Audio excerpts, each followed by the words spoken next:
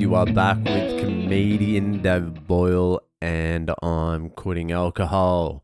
So, I'm finally feeling good for the first time in a fucking week. I managed to fucking peel my ass off the couch. I wasn't feeling good this morning. I was feeling fucked this morning. But I managed to peel my ass off the couch and get down to the fucking gym, and now I feel good. I'm thinking clearly again. I'm thinking about the future. I'm positive there's a lot of work that needs to be done to make up for last week, but it's all fucking sweet. My wife is down now though. She is in day like 2 or 3 of a 5-day. It's got to be a 5-dayer. She's fucked too. She can't get out of bed. I went down to get her medicine earlier and I was speaking to the fucking dude at the pharmacy, the chemist. And the chemist was like, he had it last week as well. And it lasted 5 days. And he said he was fucked. Maybe it's fucking this disease X or something. I saw there's some shit going around. Apparently, the Illuminati is already developing a vaccine for disease X. If they could pull that off again, fucking, I might even take the vaccine for disease X. Seriously, if there's another pandemic, another mysterious fucking pandemic, and it's called disease X, and they can somehow convince the entire world to take the fucking vaccine for that, again, just the same playbook as COVID, and pull that off, I'd be just standing there going, well done. I don't know how the fuck you've managed it, but fucking good on you. I'm taking it. I'll take the fucking disease X vaccine. Surely that was just a one-off COVID, yeah? They couldn't possibly pull off the same thing again. There's no fucking way. All the people that were coerced into fucking taking the vaccine, the cunts that didn't want to take it but did to save their job or fucking whatever other reason there was, peer pressure, fear, those cunts won't be doing it again.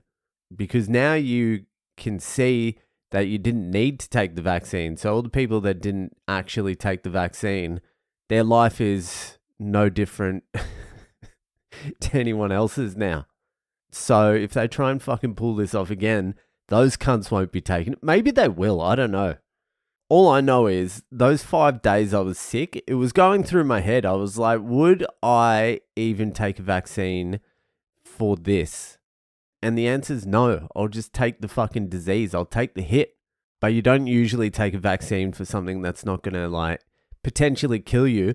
And maybe that illness I had fucking for the last week could potentially kill someone that isn't in such fucking fantastic fucking health. Maybe it would kill a weaker specimen of a human being. But still, I wouldn't take the vaccine to protect or save that person.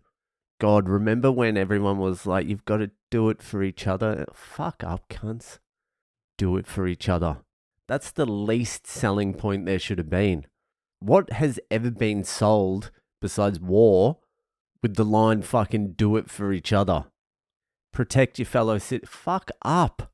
Protect your fellow citizen. Next pandemic, I'm going rogue. Even more rogue than I fucking did last pandemic. I'm fucking getting it and I'm spreading it.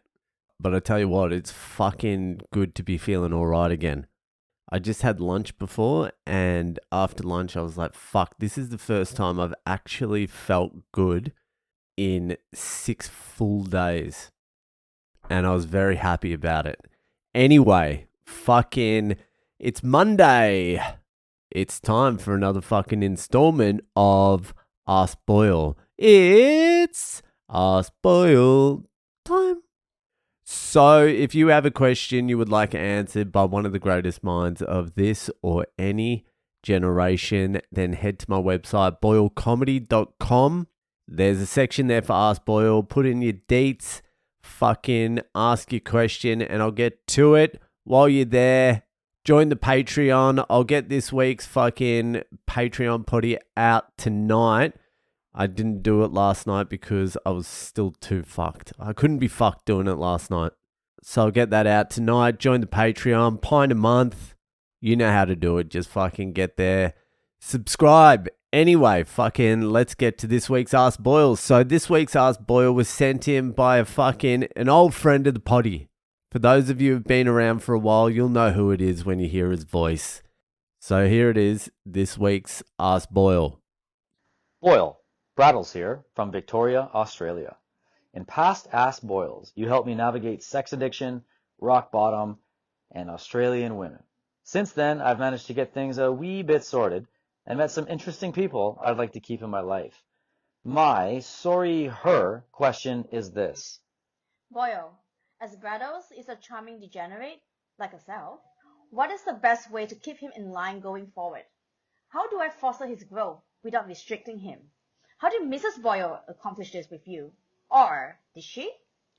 Well, Brattles and fucking Mrs. Brattles, you have come to the right place. For starters, I just want to say I'm glad I could fucking steer you away from the Australian ladies. It sounds like you've got yourself a nice Southeast Asian lady there, and that's a good start. Very good start.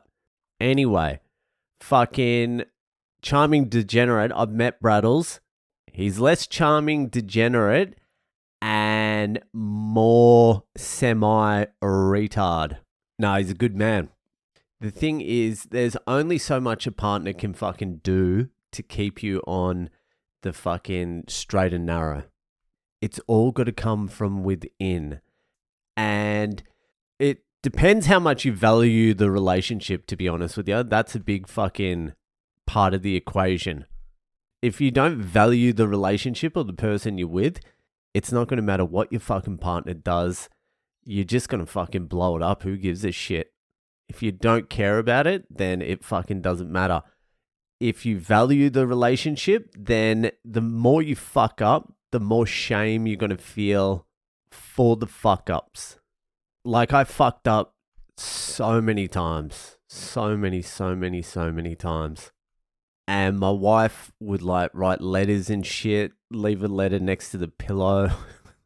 And I'd wake up hungover as shit with some fucking stupid goddamn fucking letter next to me. And then I'd read it, and it's basically I've let her down. So I'm sitting there just demoralized, hungover, demoralized, reading a fucking letter. And then the shame kicks in, and you're like, all right, fucking, next time this won't happen. Then it happens again next time. Then there's another fucking letter. And I guess over the journey, all the times I fucked up and my wife's reactions to them, like how much I'd let her down, fucking just started wearing on me. It starts wearing heavy. But there was nothing I could do to stop the fuck ups besides not drink. So even if she wrote the craziest letter of all time, if I was still drinking, it wouldn't have meant shit. I would have read it, said I'm going to change. As soon as I started drinking, it's fucking over. So even though I fucking love my wife with all my heart, and I fucking wanted to be in the relationship, of course, while I was drinking, it fucking didn't matter. So fucking stopping drinking was the only way for me to fucking keep my shit together. So fucking, I guess she played a role with like the shame and all that sort of stuff, because you do feel shame when you fuck up as much as I did. And I guess that sort of fucking led to me eventually quitting alcohol on top of like a billion other things. It was part of it, but still, if I was drinking, nothing she fucking would have said or did or wrote would have mattered, because it just fucking doesn't when I'm drinking. Do you understand what I'm trying to say? Even if you love the person and you want to be in the relationship, the booze can override all that shit. So there's only so much you can do. It's fucking up to Brattles to fucking keep his shit together. And if you can't, then you've got to threaten or actually leave. That's it. Make him make a decision. That's how it is.